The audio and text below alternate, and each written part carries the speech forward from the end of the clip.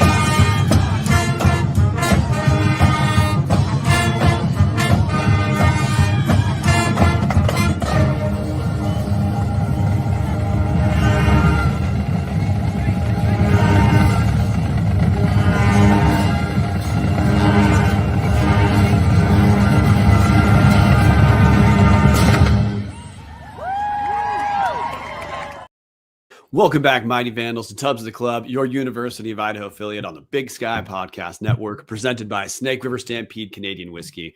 I'm your host, Brian Marceau, and we are joined not by Dallas, who's at Nickelback, not by Martin, who's at Nickelback. We had one other guy who could help keep us afloat for the Che-scow Cup, or I think, Kylor, you want to call it the bitter root brawl or something like that. But Kylor Neal from FCS Fans Nation, formerly Eagle Power Hour, he's here. Kylor, how's it going?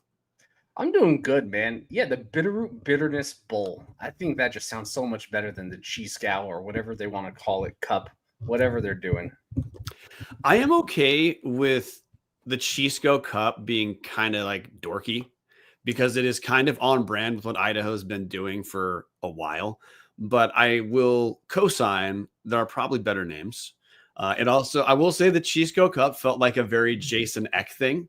And I don't know if it felt like an institutional University of Idaho, Eastern Washington, like together type of thing. In the comment section, we have Jason Mayer saying the salty saucer. I mean, I've heard of worse for sure.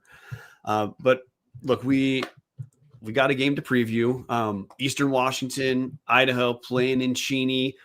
Kickoff is at 4:00 on Saturday. Both teams sit at a ferocious 2-4, meaning, look, good news, bad news for both teams. The year is not going as expected for both teams, but also I think Eastern and Idaho mutually probably consider this, you're trying to finish close-ish to 500, more to set yourself up for future recruitment, more to just, feel stable, I guess, than out of a free fall.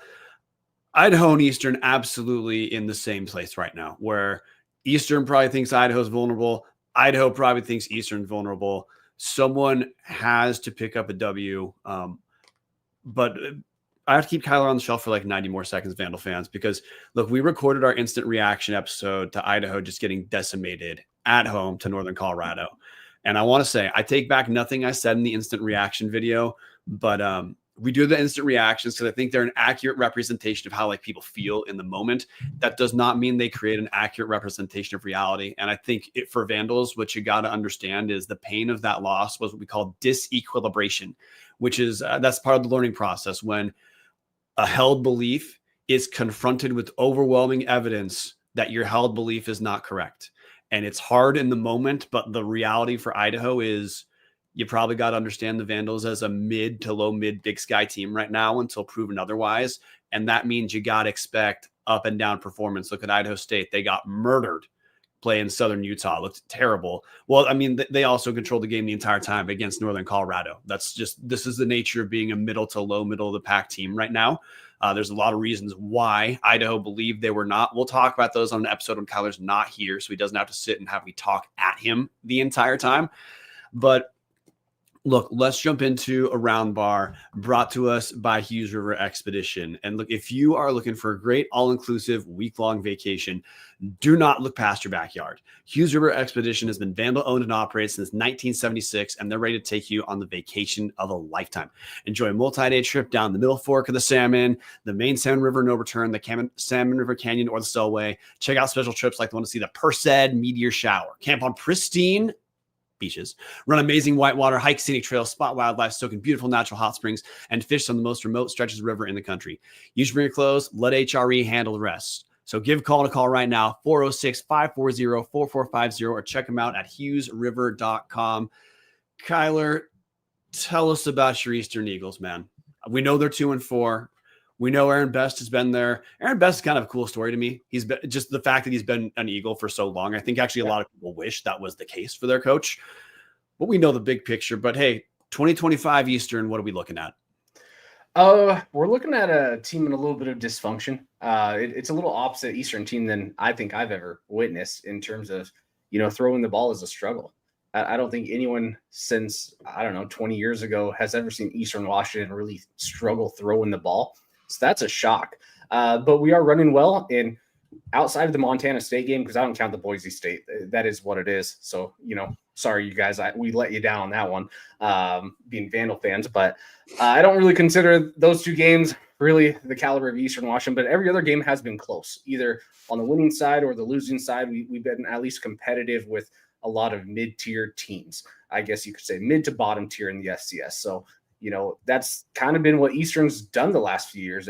We're not talented enough to go against the elite teams like we used to back in the day, but we're at least talented enough to make it interesting with some games. It's just we're typically on the losing end of the stick the last 4 years, which has not been fun if you're an Eastern Washington fan, especially when you live through the glory days like me.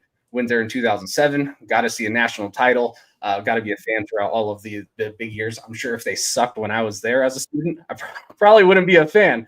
But luckily, they built a great fan because they were actually pretty dang elite when I was a college kid there. So now I'm stuck with them. So it is what it is, and hopefully we can improve. I do like Best as a person, right? I think it is a cool story. Played there, coached there, went through all the rankings. But, a lot of Eastern Washington fans are saying, maybe it's time. So he's got another year on the contract, and we have seen a pretty big decay the last few years, and I don't want to attribute that all to Best. I think NIL has had something to do with it. I think the lack of funding in terms of not what Eastern's given. Eastern's actually giving quite a bit to the football team, which is surprising. We're a top 14, football program in terms of budget, and yet we are not a top 14 football program at the FCS level. So the school's actually doing what they can, but the funding on the, alumni side is really what's hurting, especially in this new era of college sports. Yeah, and on the field, we're going to talk a little bit offensively for a second. Eastern, as you alluded to, very different this year than, if you're a Vandal and you said, hey, I didn't really pay attention to Eastern until 2018 when Idaho bounced back down. That's fine. That's still 6-7 solid years of Eastern being pretty damn prolific through the air, even even on, like you said, last couple years, not up to par as in the previous 15 to 20, around that level. But even last year with Kekoa Vesperis, you guys could throw the ball around. Before that, the Eric Barrier era, that was some of the most electric football you could watch. This season, there's been two different quarterbacks who've played a decent amount for Eastern, and they are slightly different versions of the exact same thing. You tell me if you disagree. I'm talking about the combo of Jared Taylor, who was the week 1 starter, got hurt pretty bad against Boise State, but he's back. He's healthy enough to play. And Nate Bell. I say they're similar because, look, both are a dual threat. For example, Nate Bell leads the Eagles in rushing, 484 yards on the season and 7 touchdowns. Both of them are about 50%-ish passers on the season. Bell's at 49.5. Jared Taylor's at 51.3. Bell's thrown 5 picks. Taylor's thrown none, but Taylor's played just a different amount. But I guess, Kylor, when reading through those stats, obviously you get the picture of dual threat, but a little bit more of a rusher than a passer. What have you seen in the Eastern games you're looking at? And just do you know, I was under the impression Nate Bell appears to be kind of the guy at this point. Is that true? The offense is definitely playing better under Nate Bell. I will say that. Again, at 49%, though, it's not your traditional quarterback that you maybe want at the helm, but he is at least electric. And I will say that it's the passing game hasn't been there. He doesn't have a lot of time to even look down the field and throw the ball. The O-line collapses pretty dang quick, but he's more opportunistic. And what I mean by opportunistic is he is an elite rusher. He really is. And if he sees, he's a lot of it's not like designated runs like with Taylor. When Taylor's getting the ball, it's a designated run. With Nate Bell, it is more, let's see what happens when we hike the ball. And if there's a split section of a gap, he is gone. And he is hard to bring down. He's shifty. So, I mean, he brings a little bit of a different, running aspect to the game than even Jared Taylor, who was elite in running the last few years for us as maybe a third down quarterback, third and short. And then he'd pick up a lot of first downs for us. Where Nate Bell is a little more shifty. He's a little more crafty, and he's more opportunistic. But the passing game has just been awful on both sides. Yeah, and look what you referenced with Bell. He's at least not started every game. I don't know if he's played in every game. Very like Incarnate Word, he played 2 snaps, so it wasn't much. Okay, so he started 3 games ish. Yep. Had starters reps at around 3 games ish. Bringing that number as a barometer, guys, is because as a starter for around 3 games, Bell's got 72 rushing attempts. That equates to you guys handle that math. That's somewhere between 15 and 18 rushes out of the quarterback per game. And he's been easily the most effective guy on the ground for Eastern. When I've, covered Eastern Washington for the Sunday show that I do covering the entire conference, a lot of the times when Nate Bell is a starter, the Eastern Washington offense comes across as maybe the most quarterback centric in the league, or if not the most quarterback centric, right there towards the top. I mean, there's some days where UC Davis is pretty damn quarterback centric with what they do as far as Caden Pinnock. But that's kind of straightforward. And it's been odd tracking Eastern. They've had a few competitive games. Kylor, you talked about the 2 blowouts of Boise State and Montana State. But Eastern hung tight week 1 with Incarnate Word. I'm not saying Incarnate Word's a great team, but Eastern was absolutely, look, if we're talking about Eastern in a down year, the Eagles were absolutely not outclassed against Incarnate Word. Had what looked like pretty easy win against Western Illinois, who might be the worst FCS team other than Portland State in the nation. And then, Eastern controlled the game against Portland State until they decided to throw the ball against the Vikings and did their best. Maybe it's the charity of Eastern Washington to at least give Portland State hope for a W. But look, your Eagles held on to a W there. I do want to talk defensively with Eastern too, because you said this team is a little bit different. And if my understanding of Eastern is they do change up their fronts defensively a bit, and they've been stronger against the run than you might if you're not paying much attention to football and you knee-jerk think, hey, Eastern scores can't defend. Eastern's been stronger against the run than you might guess, but they've also been not very good against the pass. Again, Kylor, defensively, you watch Eastern. What do you see?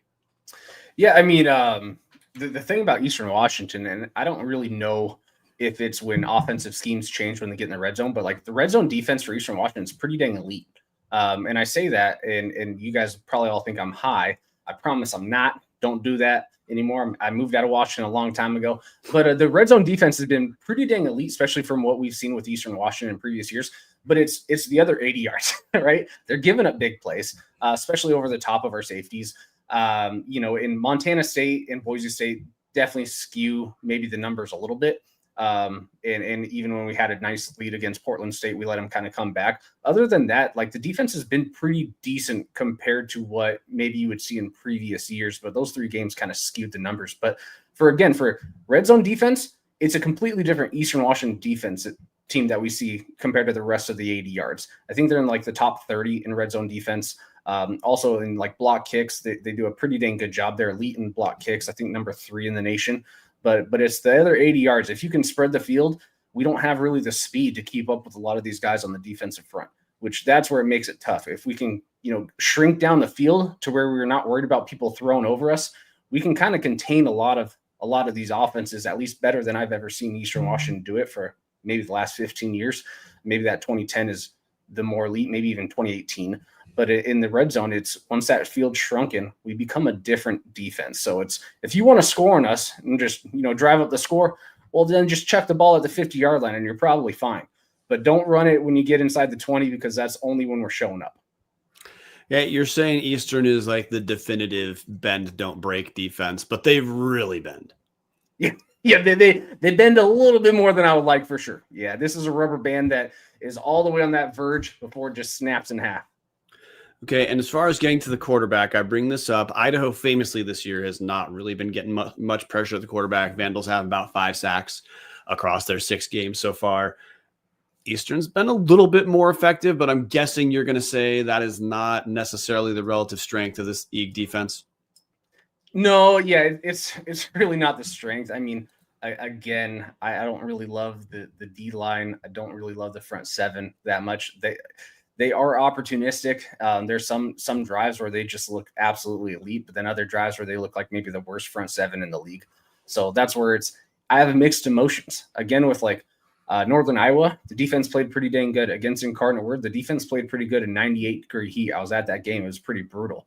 Against, Portland State, they played really good until the back half of the game where they started to just, Portland State was opening up the field a little bit, and we started throwing, which just didn't give our defense a lot of time to rest because we can't throw the dang ball. So we started getting on the field quite a bit, and then that's where the game changed and made it really competitive.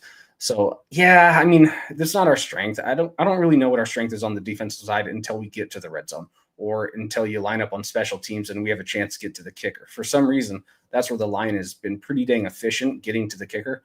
So again, if you don't have to worry about special teams and you can bomb it over the top, I think you're fairly safe to assume that you're going to, at least worst case scenario, make it a shootout. So, I mean, that's pretty good odds if you're any team. Which that leads to a good segue to me to talk about the matchup with Idaho in a second. But I do want to hit on one thing. This is bouncing back offensively. I just want to know if there's a few names you think people should pay attention to. I'm familiar with Nolan Ulm as a receiver. I honestly thought he might step up and have a bigger role this season, but I think just the fact of who Eastern has throwing the ball does change what type of production you get. But skill position guys who, if you're a Vandal, you should be paying attention to, you're going to see their numbers called this Saturday. Who are we paying attention to? I mean, the bummer with Nolan Ulm is he's had some pretty big drops, which is rare for him that I've seen in his whole career. He's had some wide open drops that probably could went for a couple more TDs, and then maybe his numbers look a little more electric, which is unfortunate because some of those throws were actually good ones. But unfortunately, we've had some drops on Nolan Ulm. We're still without Malik Dotson. He's been our starting running back. He hasn't played since the first drive of Incarnate Word, so that's kind of a bummer. That also hurts the backfield a little bit, and that's maybe why we rely a little bit more on the quarterback. But it's really it's going to be the quarterback play, Nate Bell. I believe he's going to get the start. Now, there is a wide receiver that I love, and if we can figure out a way to give Nate Bell a little more time, Jackson Branch is, in my opinion, one of the most talented guys in the Big Sky who just hasn't got the opportunity. We've missed him a few times, but he's made some big catches when it counts. His numbers are not going to add up, and they're not going to fly off the page. Been in situational downs where we need something. He is at least a weapon that you guys should be prepared to see, and hopefully he continues to excel. He's a young guy, but he was a guy who had offers, and I still don't know how we got him to like Arizona State, multiple big Pac-12 schools back in the day. And he's just a freshman with us, but I don't know how we landed him, but he is a real talent that I hope we can start to see him develop more and just break away, or just have a little more time with Nate Bell to where he can actually play to his skill set. Yeah, and then the other guy that I think Vandals need to be aware of, I'm going to butcher the first name, man. Marcise Yetz. Is that how you say his name? Yeah, he is kind of a dual threat running back of the running backs. He's quick. Yeah, but he's the running back with the most carries, 41, also 4 touchdowns. But he's also a threat in the receiving room. He has the most catches of any guy on the Eagles, sitting at 23 catches for 197 yards on the season. Tell us a little bit of wheel routes.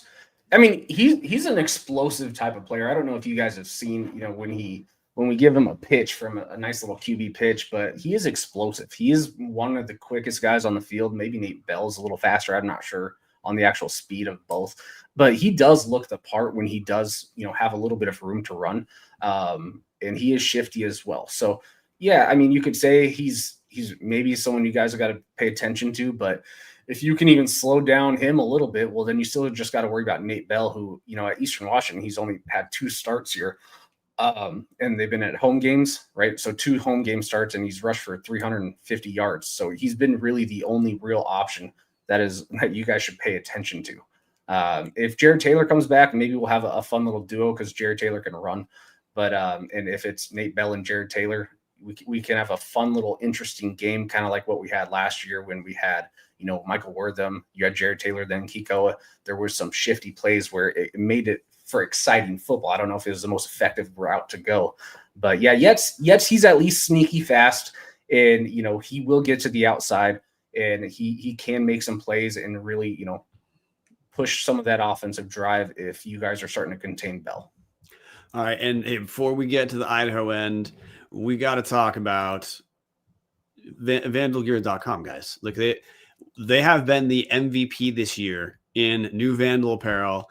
They've really picked. There was not going to talk about another company that we really miss, but there was a void in Vandal Gear. Vandalgear.com is the place that took care of this. Look, they still the best place to get your Fighting Tater shirt. Still have the retro style shirt with the gray strap across the chest and Grumpy Joe. We've got the retro Game Day Kibby Dome shirt. You got a ton of options. It's the company name is Pacific Custom Sportswear. They've operated out of Spokane for 25 years. So not only is this the best place to get your Vandal stuff, but if you're a company, you're a business, you're an org, you're a school doing a fundraiser, whatever, you have gear needs, get a hold of Jeff. He can work with you to design a logo, or he can use whatever logo you already got, and he can take care of whatever apparel needs you have. So Pacific Custom Sportswear, get a hold of Jeff, vandalgear.com. All right, this is now the Idaho end of the show. We got to talk about the matchups, because the phase 1 offensively, what Eastern wants to do. Eastern, not a team that has beat teams throwing the ball. They want to grind it out a little bit, or maybe even just have some chaos with what Nate Bell does, like you said. From the Idaho end, I hear that, and what I think of first is, having watched Northern Colorado go over the top 8 times on a combination of some good plays. Like Northern Colorado has a couple talented receivers, but a lot of that was just Northern Colorado beating Idaho DBs bad. I hear you say, yeah, the Eagles, they got some deep threats, but that's not really how they've been beating teams. I say, oh, thank God. Oh, thank God. Because that may completely take a weakness for Idaho, not off the table, but make it less of an issue. If you look at Idaho football throughout this 6-game season, any team that can pass the ball well, that's where they've exploited Idaho. The only team who did not do that was Utah Tech, because Utah Tech cannot pass the ball. Side note, how in God's name has Utah Tech played anyone close, Kylor? I have absolutely no idea how to answer that question. But that's been the recipe for most teams against Idaho is the secondary is super. It's an intersection of super young and also some guys who they just haven't played well enough. Head coach Thomas Ford talked about that in the post game of the UNC game, of essentially saying if guys are going to just get beat one-on-one, it virtually doesn't matter the coverage you go with, because if receivers are leaving your DBs in the dust, even in zone at some level, you got to guard someone. Thank you, Eastern, for not having a quarterback who's going to likely beat Idaho over the top, because big plays in Northern Colorado are what killed Idaho. But it also, the secondary just hasn't been. It is not just big plays that have hurt Idaho this year. If you look at the WSU game, you look at San Jose State, those two teams who have better passing games than most of Idaho's schedule, they were content to pick apart Idaho for longer drives. Eastern sounds like that's not where they're at quite as much. But now this is where I'm curious how you consider this matchup, because on one end, Idaho, as stated, has absolutely not been effective at getting to the quarterback. But for the most part this year, if you point out a relative strength for Idaho, it's been on the ground. And even in losses, you look at the Montana game, it took about 2.5-ish quarters of Montana kicking Idaho's ass before Eli Gilman really did kind of turn things on. And you look at the WSU matchup, look at San Jose State matchup, Idaho did do fine against the run game, even Northern Colorado. Northern Colorado did not run well against Idaho. They did other stuff well. So I hear that, and I think, exhale, that matchup's favorable for Idaho, assuming people show up and tackle. But Kylor, what say you? Yeah, I mean, do we know if Josh Wood's playing yet? I know it's like 50-50. Yeah, that's likely a 50. Your description of 50-50 matches what Thomas Ford has said. No matter what, if Joshua Wood plays, also expect to see a healthy amount of Rocco Koch, the running quarterback, who he was very effective against UNC, 10 rushes, 81 yards, 2 touchdowns. If Joshua Wood is not playing, it's going to be the same duo we saw against UNC of Jack Wagner at quarterback and, again, Rocco Koch as the running threat. Gotcha. Yeah, I mean, I think when you have Joshua Wood, it just sets up the run a little bit better. He's just like a better version of Nate Bell across the board. Maybe not as good of a runner, and Joshua Wood's still an elite runner, but he can at least sling the ball down the field. So yeah, when I'm looking at this matchup, and we don't really get to the quarterback that well. So I think maybe Wagner's going to have a little bit more time than even Northern Colorado. And I don't think Northern Colorado's good, like what some people are saying. I've watched them in their other games. I just don't think they're very good. They just played a really good game against Idaho. Would you call them definitively okay-ish? Yeah, I would say they're in the same tier as most of the Big Sky, which I think is really down this year. I don't think the Big Sky is very strong across the board outside of maybe 3 teams.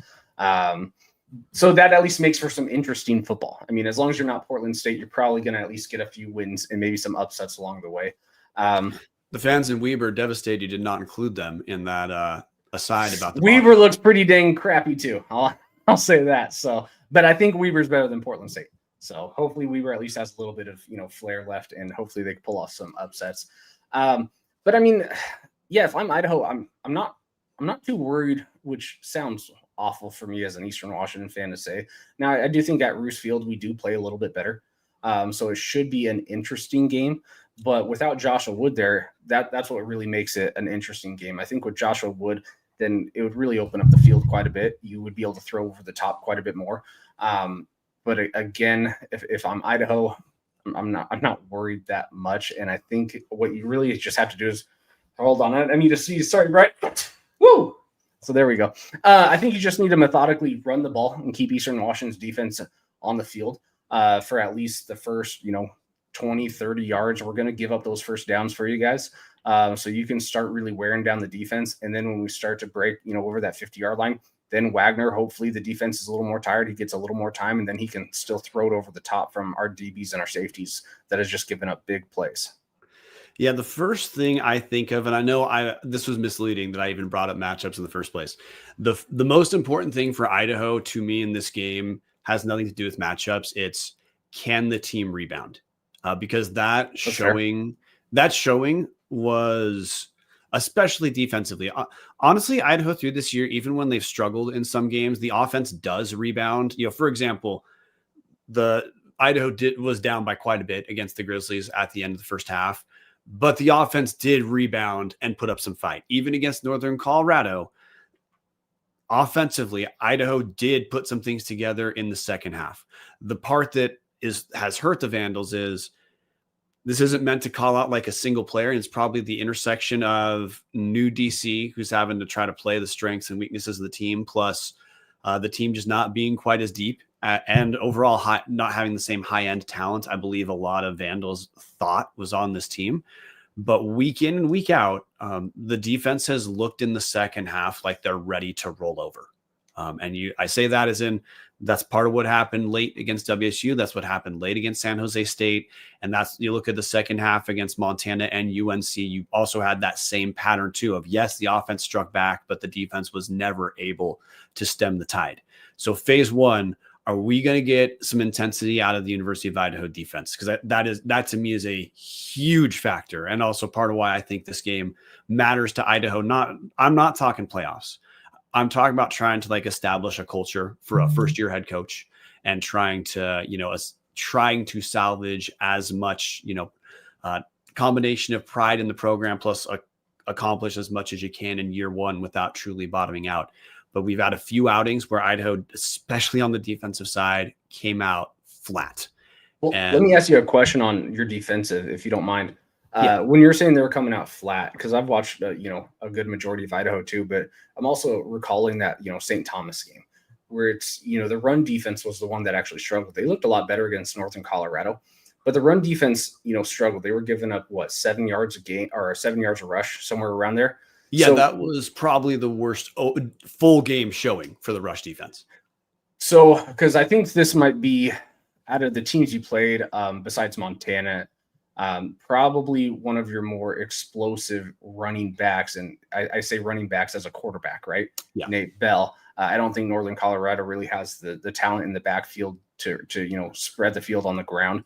So when the defense is coming out flat, are they giving up giant holes? Are they parting the Red Sea? Or has it been mainly the DBs just giving up mediocre plays and the linebackers leaving the middle of the field open?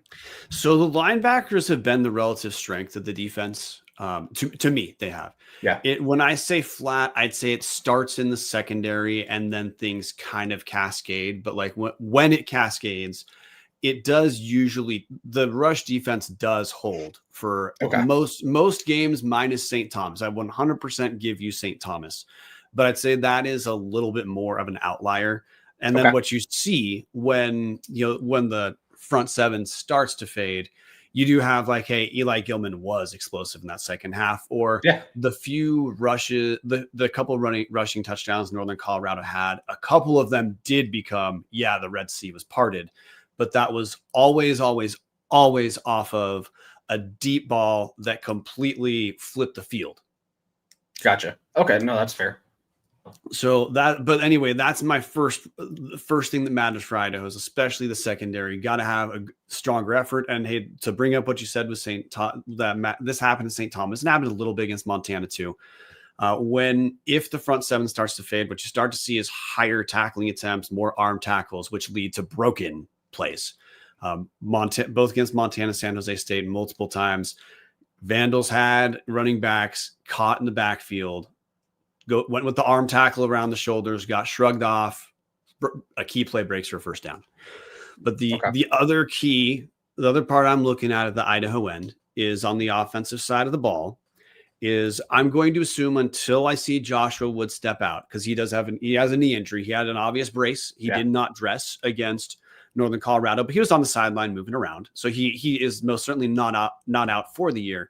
But until I see him walk out, I don't think he's the guy walking out. And Jack Wagner, he really struggled against Northern Colorado through two picks. Both of the picks were pretty bad picks. The first one was just backbreaking, very first play of the game, right to, I think it was a linebacker for UNC, but it was a 5-yard throw directly to the dude. Well, Northern Colorado has at least a decent D-line. They have some talent on the defensive D-line. So when he started struggling, because I remember Jack Wagner, he came in a few games last year too, and he looked the part, right? He actually looked like a decent quarterback, a good second-tier option, to where if maybe your starter went down, you're not as worried. But when he was throwing those picks, because I missed out on some of that Northern Colorado game, then watched the highlights later. When he was throwing those picks, was it the O-line who he didn't handle the pressure? or was it just bad missed reads? throws? Two things. One, the first pick was just a bad read. That was it. And we've kind of seen Wagner's fluctuate on the depth chart a little bit over the last year, since last season ended. And when he started in the Eck era, for the most part, he was throwing deeper passes towards the sidelines, where if he was off, that meant he was off out of bounds, no turnover. Easier to do that when you got guys who are starting at TCU and Cal right now as your main pass catchers, right? That's not the reality. What I saw in the spring and summer was what I saw against Northern Colorado is Wagner will have moments where he looks like he's solid, but he struggles to read the middle of the field, and he struggles with his accuracy on intermediate throws, especially in the middle of the field. And when Wagner makes mistakes, you got two things. One, you got picks, like that's a big one, right? But you also have just third downs that should have been converted, but he'll throw some rockets that are just so often at the edge of extension for the receivers that they're just harder to come down with. Yeah. So the key for Idaho is try to keep Wagner, I think, if he's a starter. You got to try to keep him out of third and long. Keep it to third and manageable, move the chains on the ground as best you can. Eli Cummings as a running back, the game against UNC was probably the most healthy he's looked all season since Washington State. Big to have him back.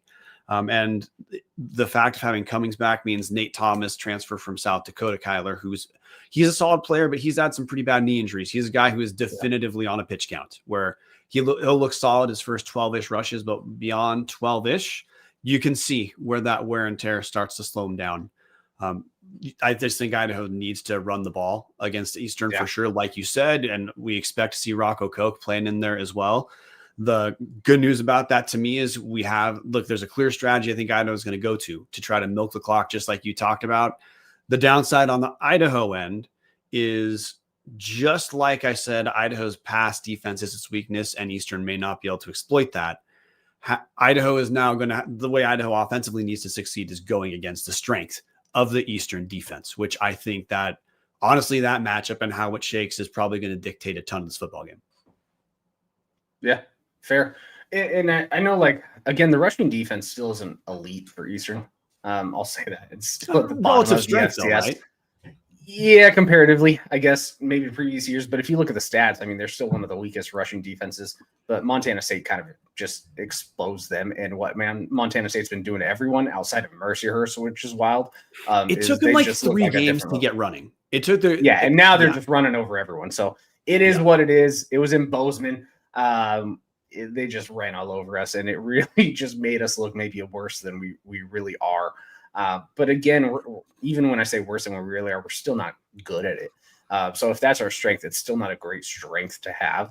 So this might just be the Eastern bashing show, but I love my Eagles. But it's not a strength. We're not really strong anywhere besides QB scrambling. I mean, and block kicks and red zone defense. That's only where we're elite. Maybe punting. We're pretty dang good at punting. But that's kind of about it. So we might play the field a little bit. We might play the field game, and it could be an ugly, low-scoring game. We're not even really that effective on turning. We turn the ball over well, but we're not really effective on the defensive side of creating turnovers. We had a few against Portland State, but other than that, it's been pretty minuscule at best. Okay, so what you're saying is the Eastern end, they want to make this game ugly and chaotic. Yeah. They want Idaho to have to rely on its special teams, which, by the way, that is Idaho's special teams been a relative weakness for the Vandals. The kicking game seems to be a little bit resolved with Owen Adams. But punting, Idaho's been surrendering around 15 to 20 yards often when they're exchanging punts with teams. Like the Vandals are getting a lot of net 30-ish yard punts. And, even Northern Colorado, this isn't like the Big Sky punting show, but it might be. Against persistently this year, that has been one of the problems Idaho's had is if the offense gets stalled, starting out the 25-yard line or earlier, if Idaho's punting out of their end zone reliably, the other team's going to be starting at around the Idaho 40 to the 50-yard line. And that is just tough to be surrendering that much field position with each punt. So again, you're saying Eastern wants it chaotic. What Idaho wants to do is run the ball, control third down. And if Jack Wagner can be a little bit more steady in the pocket, that was one thing that that Thomas Ford talked about against Northern Colorado is, look, Idaho did score 33 points. So it's not like the offense did not show up. That was actually second highest scoring outing for the Vandals on the year. But part of what made that game what it was Idaho with 3 turnovers out of the quarterback spot, 2 picks and a lost fumble, and a lot of third downs that could have been completed if you hit the guy closer to the numbers.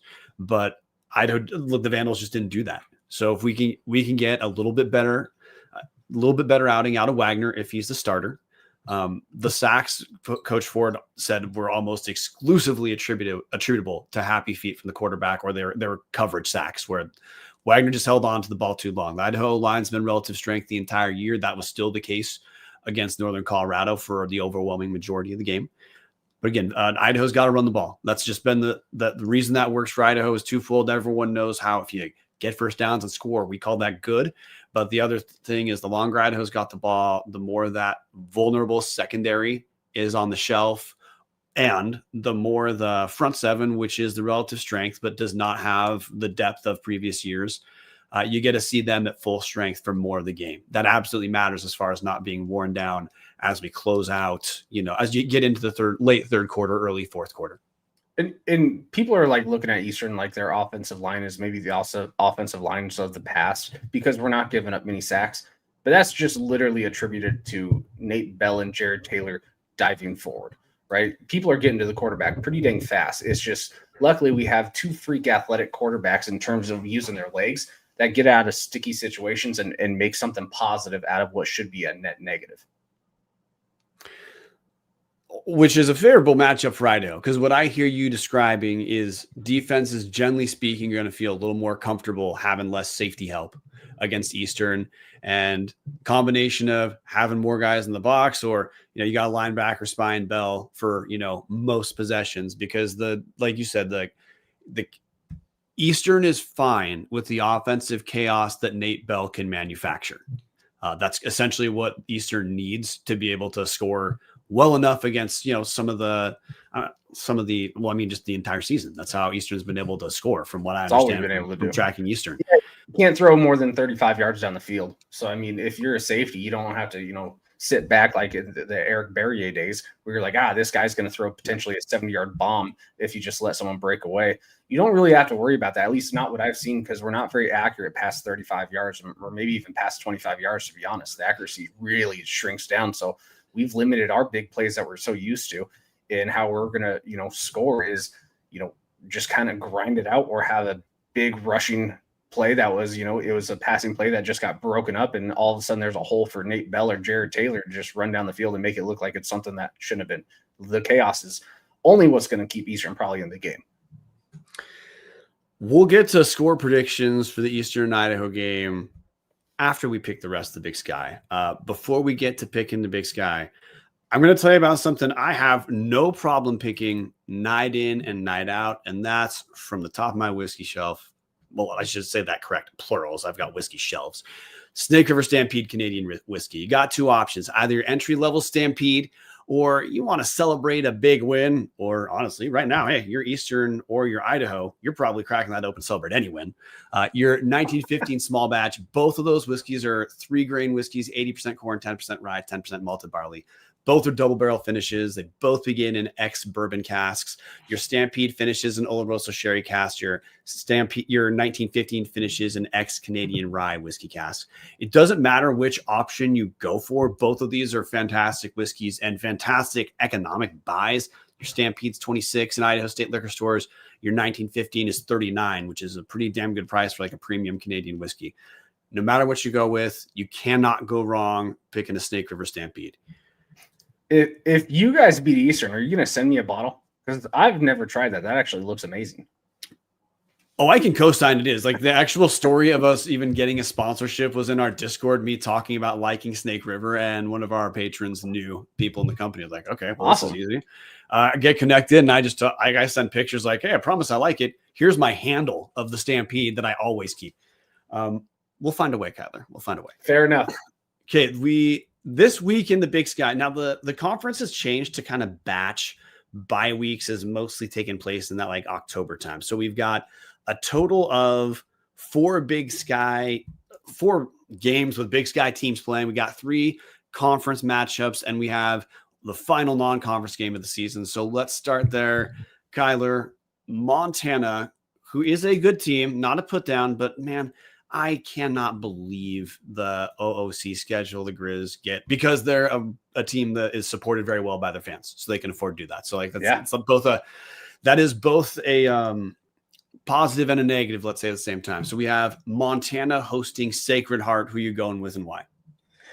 Yeah, I mean, Montana started off really slow in almost every game, right? To where they look like they're going to be exposed, but that second half of the game, really just Montana turns into a different beast altogether. Now, Sacred Heart isn't, the best team, but they're also not the worst, right? They are 5-2. They've only played one really, decent team, in my opinion, is Lehigh, and they got just completely outclassed.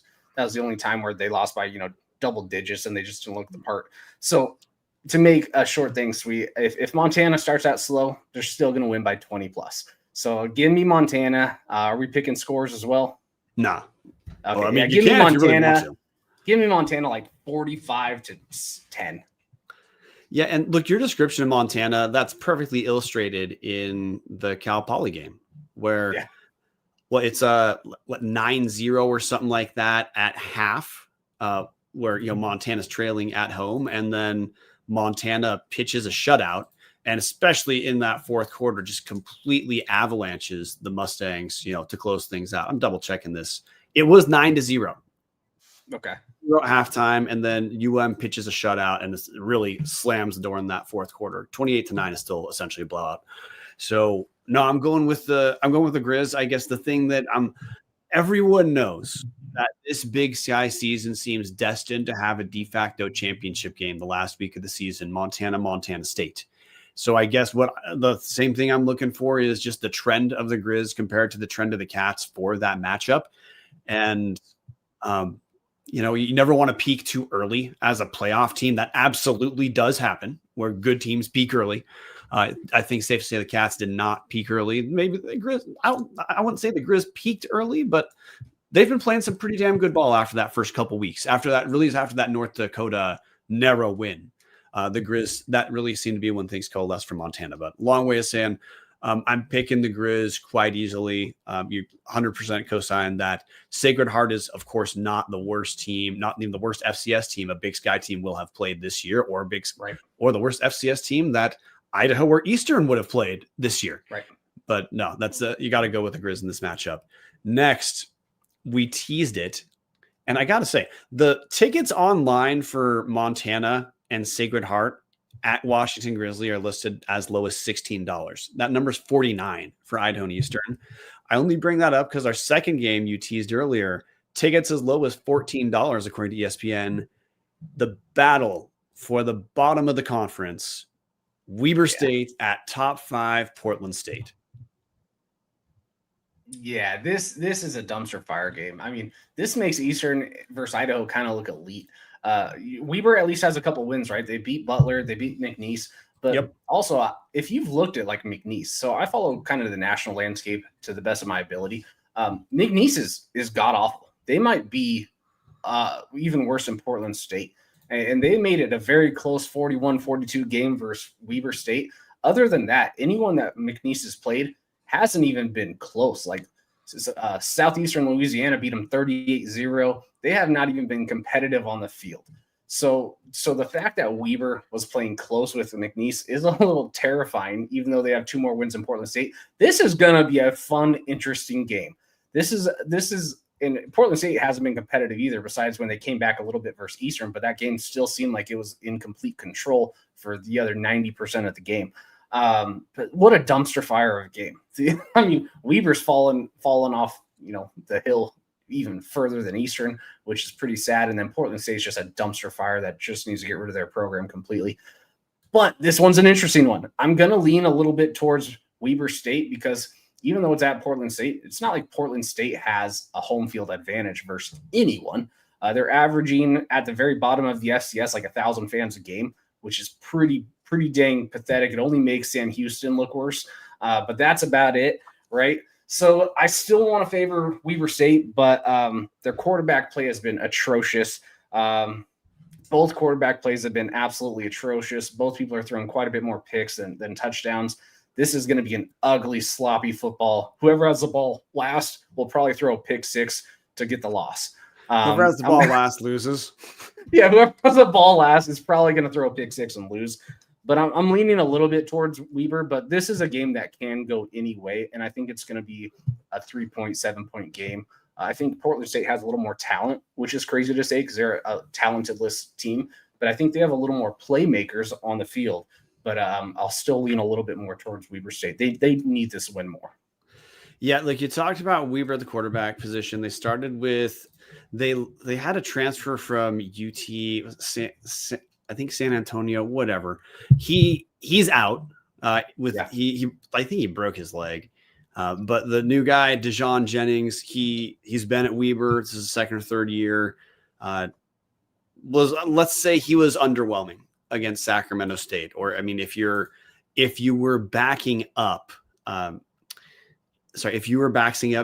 Gilkey, who threw 9 picks in about 4 games this season, well, I guess underwhelming is a correct description. I'm going to go with Weber only because that team actually has a couple wins this year. So hey, neither of the wins is good. Oddly, Pioneer League Butler is easily the best win Weber has on their schedule. Yeah, 100%. Portland State feels like they are the definition of having bottomed out right now. Weber State, I think we're not that far from a coaching change.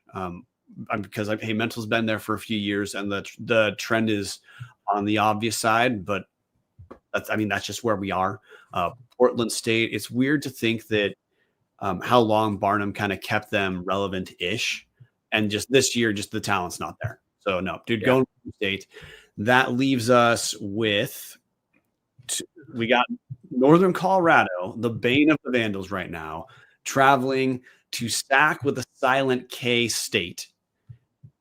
And look, Sacramento, both of these are middle-ish teams of the Big Sky. Sacramento State probably still thinks their playoff hopes are, at least in theory, they believe they're alive. They at least sit at 3-3. So you can squint and say it's not over yet. Who do you got with Sacramento State and Northern Colorado? Yeah, I think both of these teams are being overrated in the grand scheme of things, but at least it's a fun little sexy matchup. I will say that because almost both these teams, Sac State's probably hitting under where the weight is, and Northern Colorado is punching a little bit above their weight. So they're going to meet in the middle. I think the offensive talent on Sac State is still there, and they have at least started to gel. But again, it was against Weber State and Mercyhurst where they started to put some of that offensive weapons together. Versus Cal Poly, they looked atrocious. Versus South Dakota State, they look atrocious. But they have had a tougher schedule in the grand scheme of things. But I still want to lean towards, I think the talent of Sac State can get them over the edge. Is it at Northern Colorado or is it at Sac? Sac. Okay. Yeah, I think the talent on the offensive side of the ball for Sac is going to get them over the edge. I think if it gets in a little bit of an ugly shootout game, I trust just the Sac State players a little bit more than I trust Northern Colorado's. Yeah, what I look at here is the matchup of when Sac's had trouble, it's when they get into trouble through the passing game, which, by the way, that's the relative strength of Northern Colorado defensively. They have made the one thing the Bears have done game in, game out is their pass defense shows up. Now, the downside is the Bears' obvious weakness is going to be running against teams who want to run the football. And Sacramento State is going to run UNC to death. That is exactly what the Hornets did against Weber State. Sac threw 10 total passes against Weber State last week. And you might, if you are just kind of casual, like following Sac State, you are probably thinking, well, they have a couple FBS transfers who are supposed to be good. Why are they doing that? Because both Cardell Williams, Jaden Rashada, they throw picks or they throw incompletions. That's kind of what they do. But the talent that Sac has offensively is their O-line is not a catastrophe by any means. Mm-hmm. And they've got a lot of guys who can run the ball who have contributed at other schools.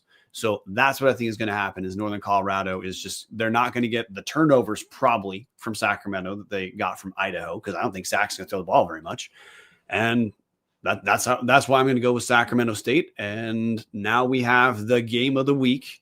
And I say game of the week because, again, you look at ESPN, you look at cost of tickets. One game has projected tickets at $50. That's Idaho and Eastern. No one else is really close to that. Sack's the next closest, $34. But easily, the most demand ticket appears to be Idaho and Eastern. There we go, brother. Surprisingly or not. So, Kylor, who are you going to pick? Yeah, I mean, again, I want to pick Eastern so bad because I don't want to lose to the Vandals, and I love it when you're down, right? This is the first year that we've played since you guys have been back where either one, because like in the early part of when you guys came in, Eastern was more elite, right? Eastern was a better team than Idaho, and then the back half of when you guys came back, Idaho's been a much better team than Eastern. This is the first time where maybe we're on a similar playing field, right? We're pretty. I still think Idaho is probably a little bit deeper and has a little more talent, but there is some turmoil, right? There's already, I've seen online people are wanting to fire the coach. Now, I think that's crazy. I think Thomas Ford is an elite recruiter, and it's a rebound year. You lost everyone. You're coming back. It's fine. You also have Joshua Wood, who got injured. That definitely plays a part. But when I'm just looking at the teams and I'm looking at what Eastern, has done this season, I think it's going to be competitive. But if I had to put trust in one team, unfortunately, I'm going to put more trust in the Vandals, even though Eastern's never lost to Northern Colorado in the history of the game. So, since they've been FCS, we are 10-0, where you guys are 2-2 versus those bums. So maybe you guys should jump off a cliff too and maybe go back down to D2 with us. But yeah, I'm still going to trust Idaho a little bit more. Hopefully we can make it sloppy. Hopefully Nate Bell has a couple, nice throws that can make it interesting. But if I had to pick a score, I think it's going to be closer to like 35-27 Idaho. Yeah, I want to hit on just two things you addressed. One, those two Northern Colorado losses Idaho has in those, since bumping down, those are two of my worst football experiences of my life. They're not the worst. They're not the worst. Easily the worst was being at the Montana State playoff game last year when news of the departure was leaked at halftime. Yeah. But the Northern Colorado loss back when he who must not be named was running the program, ugly and embarrassing. The loss last week, if you head into that game and you think Idaho's a playoff team, like all the Vandals, I know you didn't, but all the Vandals, we believed it. And I think it was a confluence of one, people had confidence in Ford because we'd seen him here. Two, the marketing of Idaho, which has nothing to do with the team, was absolutely top-notch kick-ass, which then just kind of works well with what the coaches were saying is they believe they're talking about winning the Big Sky at the start of the year, not in a boasting type of way, like when Idaho bounced down, but as in like, hey, this was the goal. But if you had a Northern Colorado game thinking this is a playoff team who should be top 8, you understand why you'd be super upset. Like we were in our reaction show. Yeah. If you reassess and say, this is a 500 team, they're going to be up and down. Some games are going to look rough. Some games are not going to look rough. Then I think you can take your Xanax. New coaches need time, especially new coaches in this era where if your coach leaves because things went well, he's going to take a ton of good guys with him. If your coach gets fired because he sucks, you're going to lose a bunch of guys who you don't want on the team anyway. That's not what happened with Idaho. I mean, that's part of the dynamic of Idaho State, right? When Cody Hawkins takes over from Charlie Ragle and they have a bunch of turnover, well, you didn't want those guys anyway. Not the case at Idaho. Long way of circling back saying, Idaho fans, you can be like, hey, time to take a Xanax, time to mellow out. Sometimes it takes a minute to rebound. I'm going to go with Idaho this game because I do believe that it is just not possible to have as rough a defensive showing from the secondary as we had against UNC. And honestly, even with that showing, if Joshua Wood had played, I think Idaho could have still won that game close. Yeah. So I really believe that Eastern's not going to be able to bother Wagner the way that UNC was in the past game. And that's another thing. If Wagner has a couple less key, really big mistakes, that's still a close game for the Vandals. Maybe not a W, but we're not talking about it the way we were last week. So I'm going to go Idaho. I'm going to go 27-17. Don't think either of these teams look. Both these teams offensively are really close. The production level each team has is relatively close to each other. Neither of these teams are elite offensively, but they've got the relative strength for sure. So I'm picking Idaho 27-17. In the comment section, full disclosure, guys, I'm doing this with no Martin, and I'm the grandpa on the show, which means I suck at producing right in the comment section.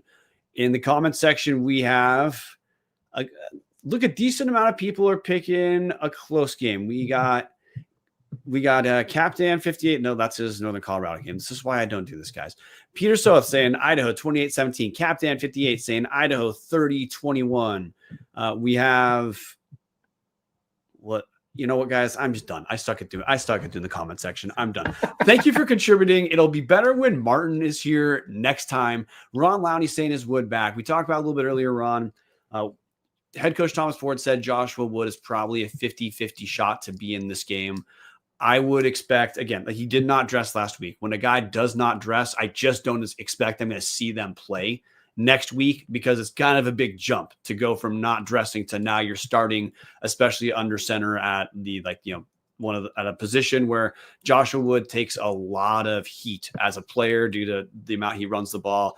You don't want to have a guy get injured and maybe lose him for the rest of the season, something like that. So, all right, dudes, thanks for supporting the show. Patreon.com/Tubs of the Club. Join the #OnlyTubs Discord. If you're a Vandal and you haven't done it, I don't know what's wrong with you. It's the best place to talk Idaho football. We don't even publish that much on our website anymore or our Substack. We do our longer form writing in there, as well as a ton of chat throughout the week in our game day threads. Good news, bad news, they're pretty wild. It costs us a cup of coffee a month. Kylor, thank you for supporting the show. Thanks for keeping us afloat, man. No problem, man. Everyone else is at Nickelback, and I miss you, little bastards. Yeah, man. But Kylor, thanks a lot. You guys can find Kylor. Look, he records weekly for FCS Fans Nation, and I want to plug your show right now because Idaho might not get to the point that we need to talk about this. Probably won't. The FCS Fans Nation playoff preview, like the bracket preview. Easily the best national show that covers the bracket. We love what Kevin does at FCS Nation Radio. He has a different focus and he kicks ass too. That's another national show we pay attention to. But uniquely, what you guys do, Selection Sunday, is an absolutely kick-ass show. So when you're not watching Tubbs, you're not watching FCS Nation Radio, or you better check into FCS Fans Nation. You got the Facebook page too. Kylor, thanks for joining us. Until next week, guys, go Vandals. You had a chance. I was waiting for you to go. I'll say go Eagles. My bad. Go Mariners. Go Eagles. Go Vandals.